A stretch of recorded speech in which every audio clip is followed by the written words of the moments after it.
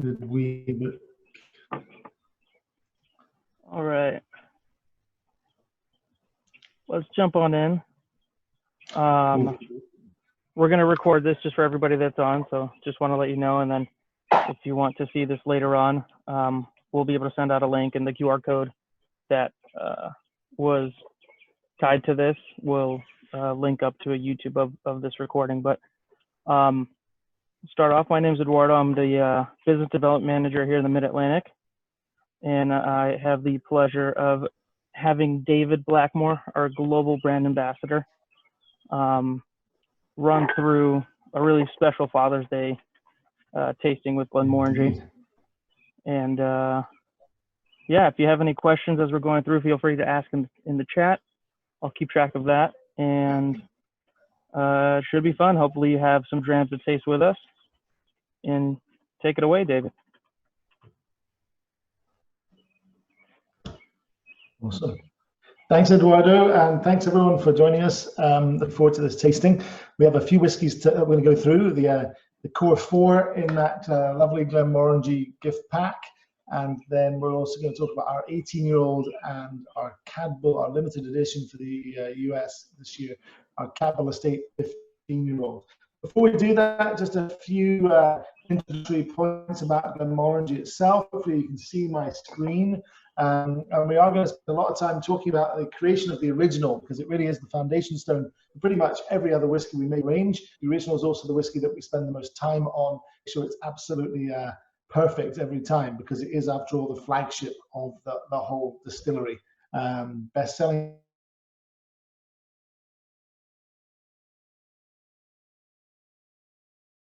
single malt in Scotland for over 50 years. Announced Glenmorangie. I know that there was distilling happening before 1843, just not legal distilling. We know that we were a brewery making beer as far back as the 1730s. But 1887 was a big year, and you can see here the plans that were drawn up to completely redesign the distillery in 1887. And the Maitland brothers came in. They were from Tain originally, but they had been clever businessmen in London associated with the gin distilling industry, and they'd come back to Scotland, to their hometown, and they had bought the Glenmorangie farm distillery, as it really was back then, and they had plans for greatness in 1887. So they put in these unusually tall stills that they'd seen in London in gin distilleries that created this very floral, fragrant spirit down in London, and it would do the same, obviously without any botanicals. We're not making gin here, but the chemical process of reflux within these very tall stills would create a whole new style of Scotch whisky up in the Highlands that was much lighter, much more fragrant than anything that had come before it, really. There's our distillery to this day, and nothing much since that, certainly 1887 stage, has changed. We look pretty much the same, and William Matheson and the Maitland brothers would probably recognize the distillery if they walked into the place today. A beautiful spot located on the Dornoch Firth. The Firth is the estuary, the mouth of the Dornoch River, in a town called Tain, T-A-I-N. And we're just about the only thing worth going to see in Tain, I would say. That's not quite true. That's not quite true. It's a nice there's a lot more there, but that's definitely one of the highlights for sure.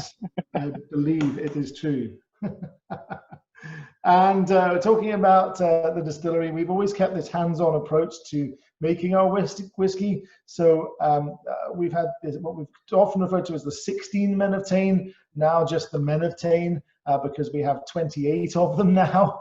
And that's a sign that the distillery has expanded. And rather than automate the process in the modern world where we could do that to make things cheaper and lay off men and all the rest of it, we've done the opposite. We've hired and trained more people. So there's actually 28 record workforce at Glenmorangie Distillery these days, making our very sought after single malt Scotch whisky. Talking about people, it's his birthday today, Dr. Bill Lumsden, 60 today. Happy birthday, Dr. Bill. Yeah, I spoke to him earlier, wished him happy birthday. And he is our illustrious leader in all things whiskey creation. And this is really sums him up. He's got a very low boredom threshold, always trying to do new things, never resting on his laurels or on the many awards he's already been achieved over the years. But so he's really the driving force behind everything at Glenmorangie, and has been for about 25 years. Three things set us apart in terms of our production. First of all, and probably the least important of the three, really, but still giving an element of difference here, is the fact that we use really mineral-rich, hard Taurologi spring water. And what's that doing? Well, it's creating more vigorous fermentation during the first stage before distillation. The first stage of making a whiskey is to brew a beer. Very vigorous fermentation, which creates really fruity floral notes in that beer. That's crucial. Sets us apart from the rest of Scotland, who don't have the luxury of very mineral-rich water just because of the geology of most of Scotland. So that sets us apart. We then distill. We've mentioned it already. Here's the still hall as it is today with 12 stills in it. We've expanded that still hall over the years from the initial 2 stills to 12 now. 6 down the left-hand side are the wash stills, the first distillation, and 6 down the right-hand side are the spirit stills for the second distillation. And we get this very floral, fruity spirit off the top of our stills, which are the tallest in Scotland. And at that point, it's all down to the wood. We have to have this amazing spirit, consistent, delicious, floral, delicious, but it has to be aged in the very finest casks imaginable. So Dr. Bill here in the Ozark Mountains actually goes there on a regular basis and helps select the quality of casks that we're looking for at Glenmorangie, both the American white oak casks and some of the finishing casks from Europe as well. So it's all starting with the original, and this is a good time to maybe taste that. There's a slightly updated label, which I think is what you will have in your packs. Same whiskey, so popular in Scotland for so long. So let's have a little taste of Glenmorangie. Oops, gone too far. Let's have a little taste of Glenmorangie Original, the first whiskey in the pack, the 10-year-old. I'd like to get you to get that in your glass and swirl the glass just a little bit, and then let it settle, get your nose into it, and think about the aromas you're picking up. Hopefully you're getting lovely vanilla notes, lovely sort of biscuity notes in there as well, malty notes. You're maybe getting some citrus notes, some orange or orange blossom as well. Now let's have a sip. Have a little sip and see what you think. And for me, the initial note is, again, all these lovely creamy notes, this vanilla, coconut, almost creme brulee note in there. And now I'm getting the citrus. I'm getting the orange, getting a bit of lemon. I'm getting a stone fruit like peach and apricot as well. It's quite a good idea to add a dash of water to your single malt. It opens it up. It's certainly what we always do in the laboratory at Glenmorangie when we're working on checking quality and putting new cask variations together for bottlings. It really helps to open up the whiskey. So add a dash of water and see what that does for you there. Hopefully you're getting a bit more complexity, and floral notes will be really what's the word I'm looking for? Extended, I guess, with the addition of a little bit of water. So that's Glenmorangie Original. The vanilla and coconut notes coming from the white oak that we're using, the American white oak, very best air seasoned, lightly charred, heavily toasted American white oak casks that we've ever that you could get. And then you're getting the lovely citrus notes from the tall stills and the highly reflux spirits. As I said, this is the base point for everything else that we make at Glenmorangie, and the art of extra maturation, which we're going to, as we're going to talk about now, has kind of led the way to the next part of the range we're going to taste. Glenmorangie was the first company to pioneer the art of wood finishing or extra maturation back in the early to mid 1980s. Let's have a look and see what we have next. The art of finishing is to take, in the left-hand side, kind of explains how we make Glenmorangie Original. First and second fill American white oak for 10 years. Well, some of that whiskey gets bottled as the original. Some of it lives on in casks where it's changed casks. It's moved into these secondary casks that usually come from various wine or fortified wine producers. And the whiskey owner usually spends about 2 years, maybe a little bit longer, in those casks to pick up a nuance of the secondary cask without overwhelming the whiskey with a full maturation in any of those wine casks. So just a bit of balance is the idea. David, mentioned that we were the quick first to do question. it. Yes, Eduardo? How many different casks or experiments, I guess, does Dr. Bill go through when he's choosing and picking? Countless. I mean, he admits to at least 50 experiments going on in the warehouse at any one time. But so I guess you can probably triple that at least to the true level. I would guess. But a lot of experimentation going on, all sorts of different things. Sure.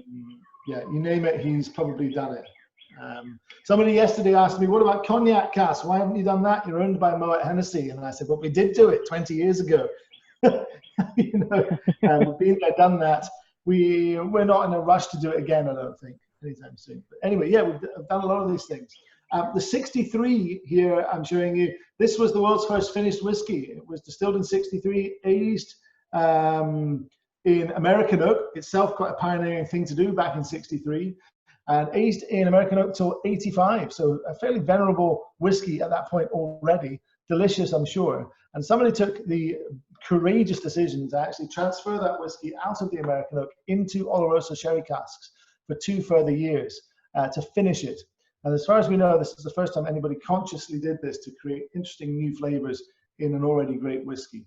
The newspapers at the time were all awash with the news, experimental whiskey at a whopping 55 pounds, about 75 bucks. If only whiskey prices were like that still, hey?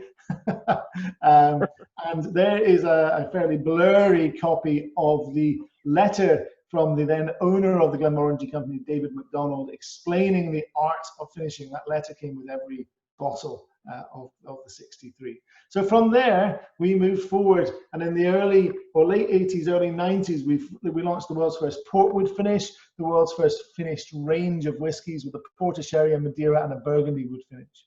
So now we're going to taste the Glenmorangie La Santa sherry wood finish, and it's got a real illustrious heritage going back right to that 63 vintage, the world's first finished whiskey. We've learned a few things over the years, and rather than just aging in Oloroso sherry casks, or say finishing in Oloroso sherry casks, we're now finishing in a combination of Oloroso and Pedro Jimenez sherry casks. Your label might, depending on which pack you picked up, may look slightly different from this. If it says sherry cask and La Santa, it's the same juice though, regardless of the slight tweaks to the label. Eduardo's got the same label from what I can see, I think. Yeah, a couple of slight differences between those two. Same liquid in this case between those two whiskies, so you're all good. Let's have a nose. Then immediately there's something spicier, more intense on the nose. Aromas of kind of burnt sugar and real creme brulee, rum raisin ice cream coming through, orange marmalade, something like that. Let's have a sip before we add water. And again, lots of orange marmalade, sultanas, raisins, nutty notes like walnuts in there as well. Quite spicy on the finish, intentionally. Dash of water again, not too much in this case. I don't think it needs an awful lot. And we get a bit more of this kind of milk chocolate note coming through there, maybe a bit more of the hazelnut as well. And that's the influence of the fact that we're using Oloroso and Pedro Jimenez sherry casks here. The Pedro Jimenez sherry casks give more of the kind of sweeter chocolatey notes, and the Oloroso sherry gives the sort of nutty, spicy notes in the final whiskey. So a really nice combination. A good amount of sherry influence here. I think probably out of all the whiskies we're going to taste, this is the one that moves the furthest from the house style. Certainly in all the ones we're tasting this evening. Maybe actually in the whole Glenmorangie range.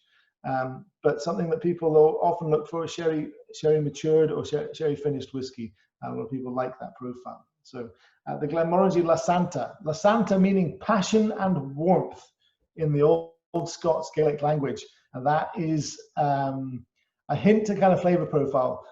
Passion and warmth, spicy and sweet, I guess, would be the way I would translate that.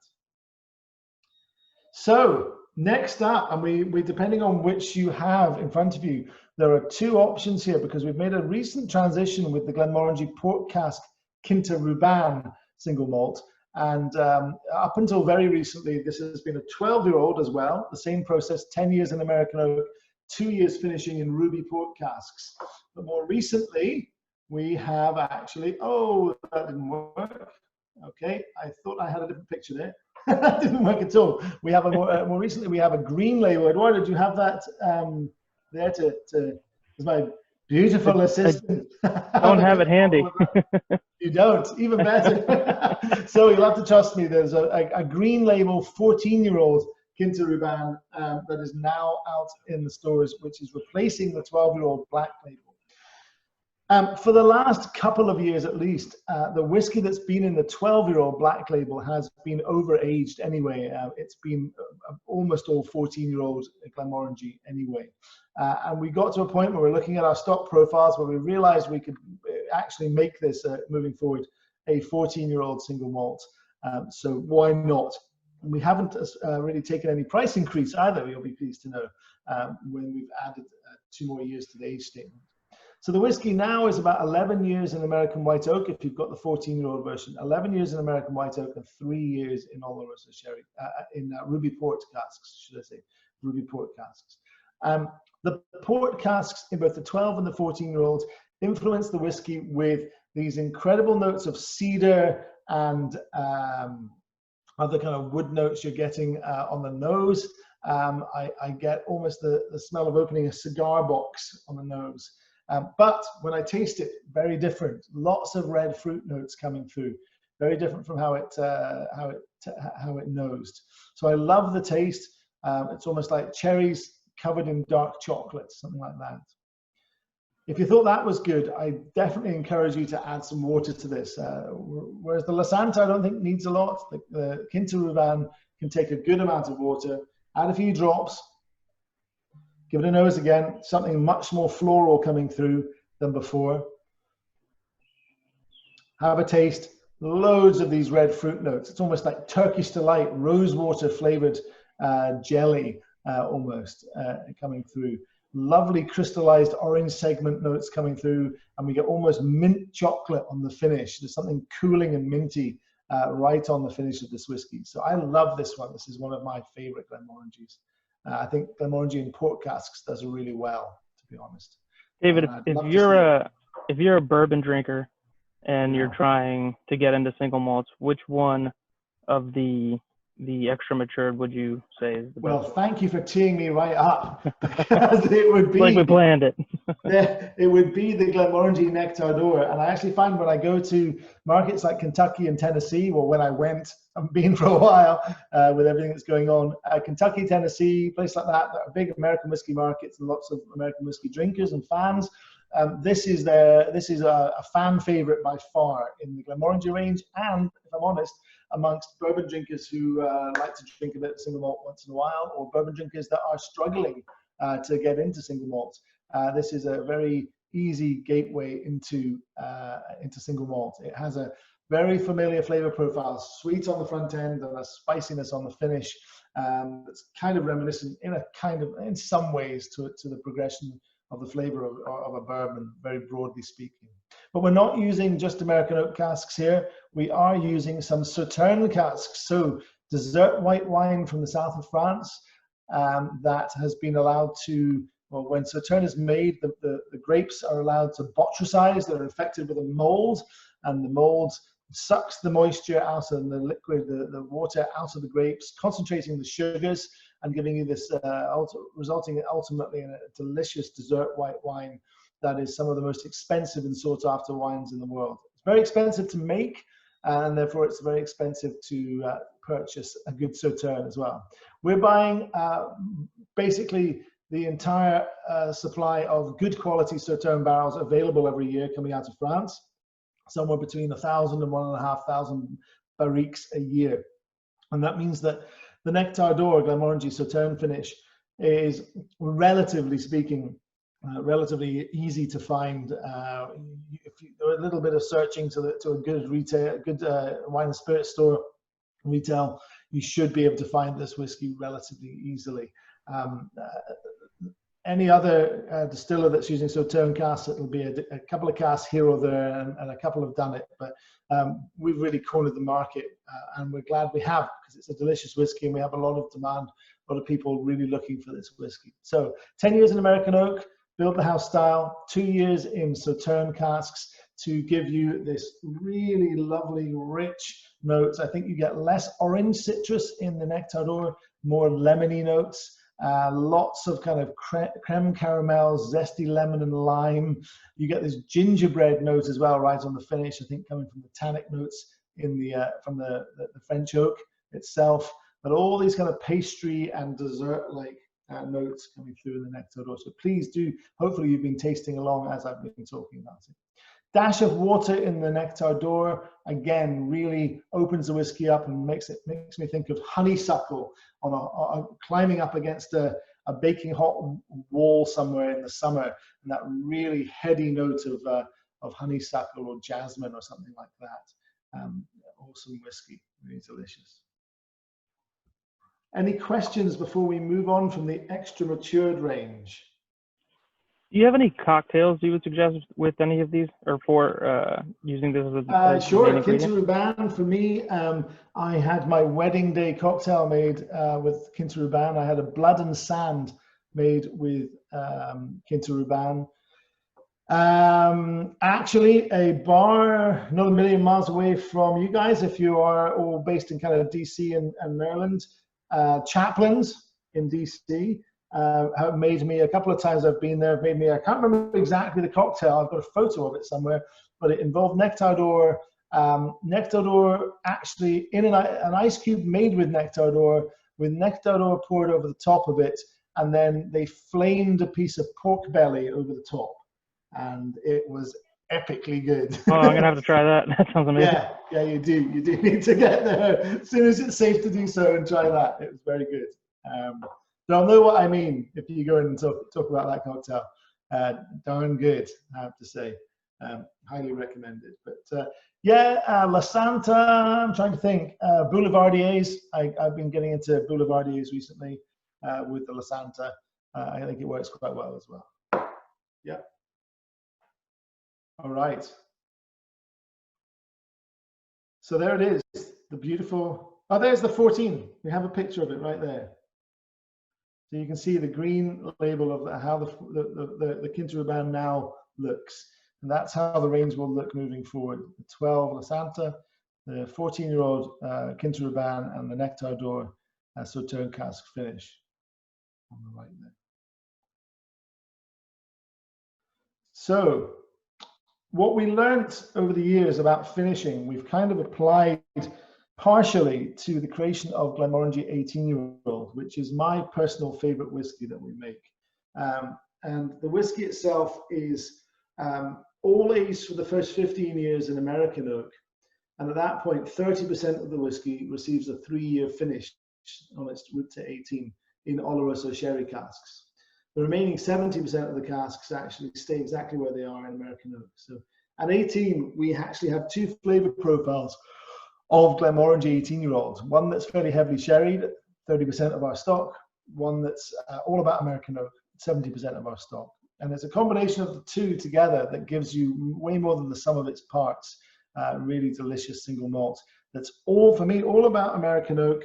And the sherry casks are just there to kind of round off any excesses that you might get on the aftertaste that American oak's tannins might bring into play every now and then. So just an elegant, delicious single malt. So let's taste it.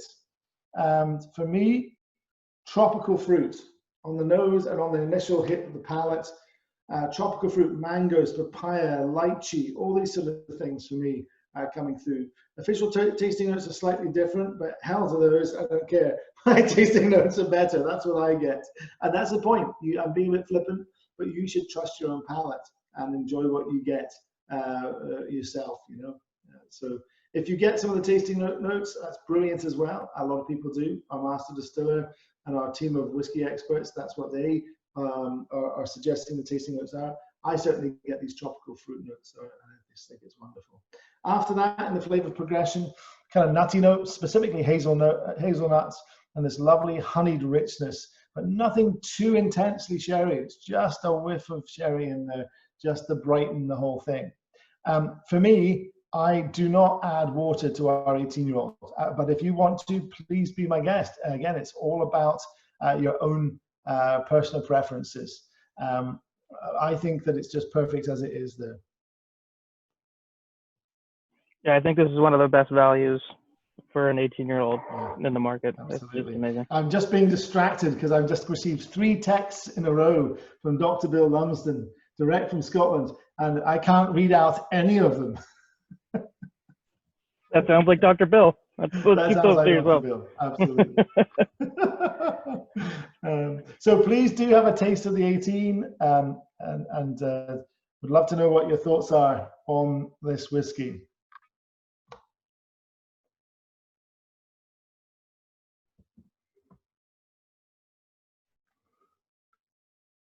Okay.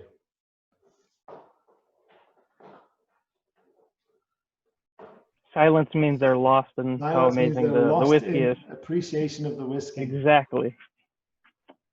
So we've kind of talked about the art of finishing a lot and pioneering work that's been done, but frankly, 1987 was a way ago, and a lot of other distilleries around the world have done a lot of things with finishing as well. Some very well, some not so, but it's been done. And is there more innovation to come in the world of finishing? A lot of people say no. Knowing a few things that are going on at Glenmorangie, would say there's still life in it for sure. There's some other things we are working on that may surprise people, things that maybe no one ever thought of doing. Pushing some boundaries still to create delicious flavor is the ultimate thing. But what's the point of innovation if it's not creating delicious whiskey? But certainly there's other things we're working on as well. We're expanding our horizons, and we have been for a long time, beyond just finishing. You see that with last year's release of Glenmorangie Alta, looking at wild yeast.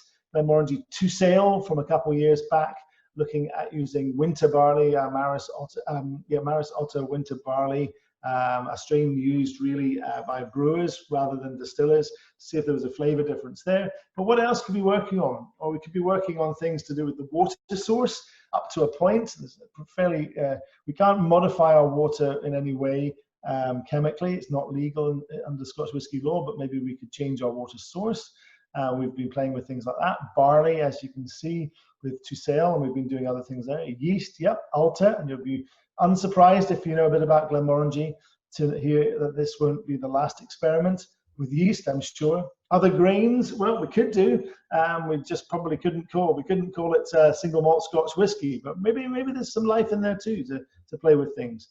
And here's something hyper local. The idea, very buzzy right now. Green to glass. Oh, Glenmorangie's jumping on that bandwagon too, are we? Well, of course. Kind of, but you'll notice that this is a 15-year-old single malt. So it's been aging for 15 years. And this is a grain to glass project that we devised about 17, 18 years ago. And it utilizes barley that was harvested 16 years ago, in the fall 16 years ago of 2004, just as I was joining the Glenmorangie company, actually. So this is not a flash in the pan. This is just the first example of some stuff we've been working on in secret for a long time. And you'll be unsurprised to hear that some of these experiments have progressed quite considerably since the time in 2004. But we're still waiting on the whiskies to mature, of course. So there's a lag time there. So Cadbull Estate, what is this about? Well, here it is, the Cadbull Estate. Surrounding Glenmorangie's personal, private country house hotel on the east coast of Scotland, there near the distillery. And either side of this beautiful tree-lined walkway, you'll see 2 fields, and a third one up on the left behind the trees there. And these are our Cadbull fields. Cadbull is the name of the estate. It's been known that for hundreds of years, way before Glenmorangie owned the property. And Cadbull means place of the wild cat, because believe it or not, there are native wild cats in Scotland. The Scottish wild cat is highly endangered right now. And the area around Glenmorangie and this part of the northeast corner of Scotland is one of the last places where you'll really find the Scottish wild cat. And it's been known as a site of the wild cat for so long that the area is known as Cadbull, place of the wild cat.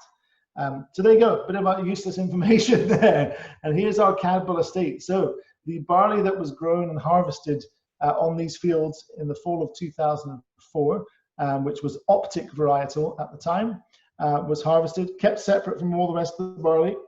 And We fermented and distilled it separately, kept a track of that spirit, aged it in first fill American white oak casks, some of the very best casks we could possibly get from the States. And all the way later, we bring you the Glenmorangie Campbell Estate 15-year-old. So I really hope you have a glass of this in your hand, because this stuff is epic. This stuff is a limited release. It is this, yes. What's that? I said this, yes. You got some? Oh yeah. So it's pretty much 90% of it is coming to the US. A little bit's going to Canada, a little bit's going to Mexico. North American exclusive. And this stuff is it's limited edition just for this year. And that makes me sad, because I think this whiskey is almost, for me, taking the place of my favorite whiskey, the 18-year-old. This might be my new favorite. Really? I love this stuff. That's saying something. I've known you for a while now, and I knew how much you love the 18. This 15 is just epic. It's all about, for me, you could cut through all the tasting notes, and I'll just tell you, peaches and cream. That's it, peaches and cream. Incredibly lovely notes of creamy influence of the American white oak, but there's just this beautiful sense of peaches in there that I just can't get my head around how elegant it is. Wow. Just a stunning, stunning whiskey. I would strongly suggest rushing out and getting any bottles you see whilst you can, because once it's gone, it's gone, and that's a sad thing. There's definitely a limited release. A lot of our retailers have this in stock now, and if they don't, feel free to ask, and we can do whatever we can, but it is going to be a limited release for this year. Mm-hmm. And it's pretty special, like you said. It's just awesome stuff. I have to say, my colleagues back at Glenmorangie House, Cadwell House, which you didn't quite see a picture of back then, that is in the middle of our Cadwell fields. You can actually go and stay once everything gets back to normal. You can stay at Glenmorangie House, beautiful 9-bedroom country house hotel. They are very miffed, because even though they run Cadwell House, they don't even get any of the Cadwell Estate whiskey. So I have orders in from several people in Scotland looking to make sure that when I next come to Scotland, I bring with me a suitcase of these bottles and repatriate some of it back to Scotland. You'll be welcomed like a king if you. Seriously, right? I'm already trying to work out what I can barter them for. There you go. Only joking. Maybe not. Right. Absolutely. So any questions at this point? David, we do have one question real quick, going back to the 18-year-old. What is the oldest whiskey in the 18, obviously 18 being the youngest? That's a good question. I haven't been asked before. I'm pretty sure that the 18-year-old right now will be pretty much 18 years old. There won't be anything considerably older than that in there, but I might be wrong. It's something I can follow up with the team and see what I can find out. Actually, if he's able to respond, since I just got a text from Bill, we might do this live time now. If he's by his phone. Oh, look at this. He sent me a photo. So I sent him a birthday present of 2 very nice bottles of French wine and 4 massive steaks, beautiful, beautiful Scottish beef steaks. And he just sent me this. There's a picture of one of the steaks that he's just had for his birthday. Oh, wow. Bad boy, yeah. So there you go, straight from Scotland. Let me see what, let's see if he comes back. While you check, does anybody have any more other questions? What is the oldest liquid in the 18-year-old? Guessing it's actually all about 18 and not much older. We'll see if he gets back to me. He's having a party right now, so he shouldn't be asking work questions. What is it? It's actually it's just past 20 to midnight in Scotland. So. Oh, wow. Yeah. Oh, it's getting late. Yeah. Yeah, we'll see. No, he hasn't read it yet, so I don't know if we'll get any answers to that. We'll see. Well, the question I had for you, and I think you already answered that, was what your favorite of the Glenmorangie was and why. Yeah, it's probably still the 18. I find that any one of our whiskies can really blow my socks off, and other people, other distilleries' whiskies as well. You know, I love drinking whiskey, but it's all about mood and place and emotions for me. So any one whiskey can do it for me at that point in time. But if I'm stuck on a desert island and had to pick my last bottle of whiskey in the world, Glenmorangie 18 is one of those few whiskies that I'm just always stunned by. I don't, whatever mood I'm in, it just does it. So I would have to choose that. Yeah, yeah, yeah. So I did get an answer from Bill, and he doesn't know that this will be actually broadcast and recorded. So there we go. But he said, yeah, usually it's 18 and maybe approaching 19, but nothing any older. So yeah, I was basically right. It's 18 and thereabout. You know, we're never going to get everything on its 18th birthday. And by the time we're doing bottling runs, it may take a few months to do that. And then also, depending on, you know, when you start distilling or when you're taking the casks for any 1 year, there's issues there as well. So, so there'll be a bit of fluctuation. It has to be 18. It has to be at least 18 to say it on the label, which means that there will even just with the logistics, there's going to be times when there's some 19 in there, a bit of that, you know. One more question, if you could speak real quick to the logo, the Cadwal stone itself. Sure, absolutely. Darn, I don't have a picture of it on this presentation, but the emblem there in the middle of our label here that kind of looks like a QR code is actually nothing of the sort. It dates back to the 18th century. You see, it says Glenmorangie signet, the Cadwal stone. So again, Cadwal. The Cadwal stone is 8th century Pictish carved kind of totem pole, almost standing stone that was found on our land just by the Cadwal fields, just between the fields and the beach and the ocean. The original is in the National Museum of Scotland under bulletproof glass, protected from the environment and treasured as one of the most important archaeological finds from the Pictish era in all of Scotland. We paid a local mason about 20 odd years ago to carve a kind of loving, I can't remember what he likes. He doesn't like it being called a replica. He's very particular about the term, but he's not listening right now. So I screwed up. I can't remember the term. A replica is as good as it's going to get. A reproduction, I don't think he likes that either. I met him way back when. Barry Grove. He's a great guy. I love him. It was art. Brilliant. It wasn't a replica. Read the phone book. Really good. Great guy. He spent 7.5 years of his life recarving by hand with the same tools he thinks that they would have had in the 8th century. No power tools, none of that, no modern stuff. He recarved this Cadwal stone. And at the heart of the stone, at about eye height and about full arm's width in both directions, is this emblem. And it's the most mysterious and impactful part of the stone, and nobody has a clue what it means. So we thought we would choose it as our emblem about getting on for 20 years ago now, because it kind of ties us back to the earth and where we're from, and reminds people of the incredible history of the area around Cadwal. That, you know, in the 8th century, a tribe of people that are barely understood at all.